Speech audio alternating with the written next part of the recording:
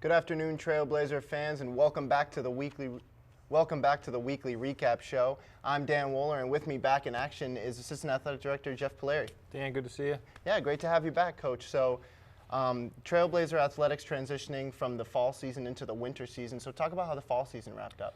Yeah, I mean, it was almost a seamless transition with volleyball's run into the postseason. It was a busy couple of weeks. Volleyball hosted the MASCAC Championships, and then the following week hosting the ECAC Championships, and literally the next day turning the switch to basketball. Right. It was a great run by the volleyball program, runners-up in the ECAC and the MASCAC Championships, and that kind of thrusted us into the winter season, and basketball is well underway as we speak here today. Right, so basketball well underway. Talk about the men's basketball program. So, the men's basketball program currently sits at 2-2. A couple of exciting wins, a couple of tough defeats. Sure. Just in the last week, a couple of overtime games, a double Yeah. overtime thriller. A week ago, last Tuesday night against Linden State, pulling out a victory. Dakari Hannah-Warren just had a phenomenal game on defense. He's kind of been a catalyst all year long. And another very solid performance, a good showing, very entertaining game Friday night against Castleton State. It didn't end well for the Trailblazers with an overtime setback at the buzzer.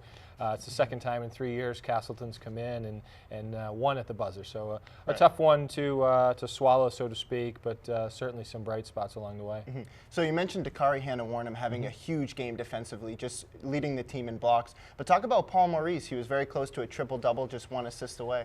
Yeah, they've gotten production. The men's team's gotten production from a lot of different players, and Paul Maurice had a performance for the ages really the other night against Castleton. Finished 18 points, 16 rebounds, 9 assists, a handful of steals as well, coming up just an assist shy of a triple-double. His numbers for the week were quite staggering. I want to say he averaged 18 points, 14 rebounds, and 7 assists on a very productive week. But as I said, they've gotten Dakari has had 4 real solid games to start the season. He's been in double figures off the glass in all 4 of those starts. And he's providing a rim protector, so to speak, for the defense. And then I'm going to throw Joe Wiggins in there, who's again had some really good performances off the bench early on in his career, and so it's going to be an exciting couple of weeks for MCLA. Great. And now moving on to the women's basketball recap. Yeah, the women got off to a tough start. They went down to the Smith College tip-off tournament, dropped a pair of games to RIT and to Curry. A lot of new faces kind of getting their feet wet, so to speak. Sure. They do have a bunch of returners as well, so a lot of women were getting some playing time, so to speak.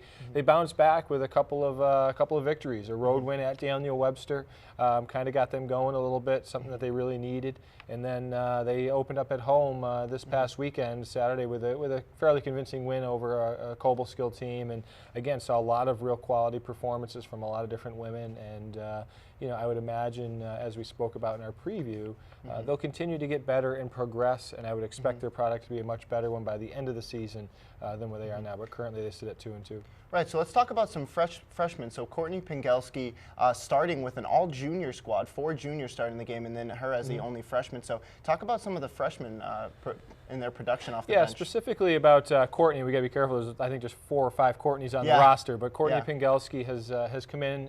She's added a spark as an outside shooter.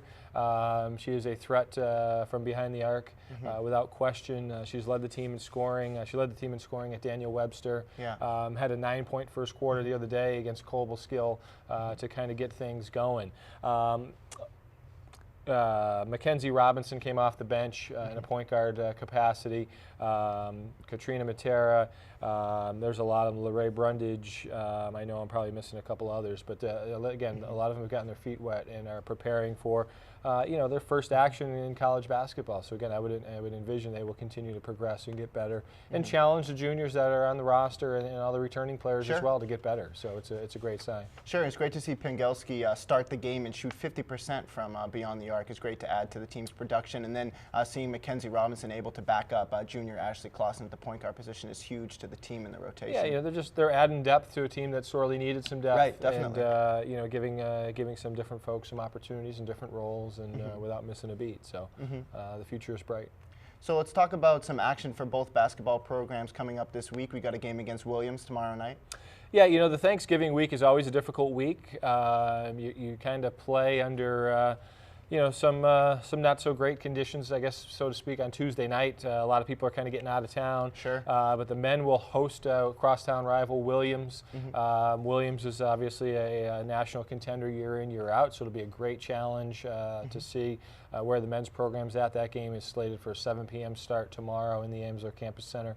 The women will go on the road to Becker College, a team that they defeated last year, looking to get above 500, so it'll be a great opportunity for them. And then the teams will take a couple of days off around the Thanksgiving holiday and come back.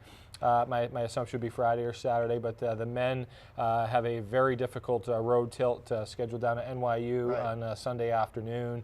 NYU is receiving votes in the national poll. Very good post player that returns for them, so that'll be a challenge kind of to see where they're at. And the women will get back on the slate Monday night down at LaSalle, another challenging road game for MCLA. And again, something we referenced in their season preview. The women's program needs to get a little bit better on the road, so it should be a great test for them to see where they're at this early on in the season.